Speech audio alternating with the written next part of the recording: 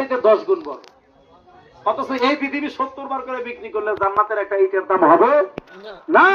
কিন্তু আমার নবী কি বলেন, ও উম্মত, জান্নাত হলো তোমার মায়ের পায়ের নিচে। জান্নাত হলো তোমার মায়ের পায়ের নিচে।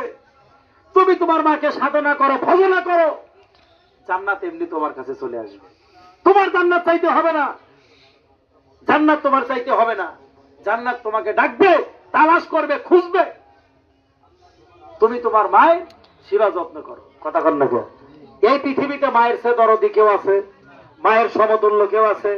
মায়ের মতন কেউ নাই, মায়ের মতো কেউ নাই। তাইলে আর তরিকতের যারা খাস মানুষ আছে, আমি প্রত্যেকটা ওলি আল্লাহর জীবনের মধ্যে দেখছি, ওলি আল্লাহরা সর্বপ্রথম বায়াত করার পরে আদেশ করছে, বাবা মা বাবার খেদমত করো। কথা কন না কে? আম মানুষ যারা বাবা মায়ের খেদমত করে, আমি তাদের কাছে বলতে চাই, তুমি একটু ওলি আল্লাহদের কাছে শিক্ষা নিয়ে দেখো, তোমার খেদমতটাই পাল্টে যাবে। যে বাবা মাকে কেমন করে ভক্তি করতে হয়, মহব্বত করতে হয়, তুমি একটু দেখো। তাহলে তাহলে রসুল পাক সাল্লাল্লাহু আলাইহি সাল্লাম মেহমানদারি বেশি বেশি করতেন। ইব্রাহিম আলাইহিস সালাম কোন মেহমান ছাড়া খানা খাইতেন না। হঠাৎ করে একদিন আর কোনো মেহমান পাচ্ছে না, এটা পরীক্ষা আল্লাহ থেকে। কিসের থেকে? কোন মেহমান পাইতেছে না, একাধারে 12 দিন চলে গেছে। কয়দিন? উনি পানি পর্যন্ত পান করে নাই, কোন পানি পর্যন্ত পান করে নাই। অনেকে আবার বলতে পারে যে আমরা দিনের মধ্যে একদিন না খাইলেই পারি না। তুমি হলো সাধারণ শয়তানের চেলা মানুষ বলতেছেন আপনি। তুমি শয়তানের চেলা, আর উনি হলো আল্লাহর নবী। সম্ভাবনার দ্বারা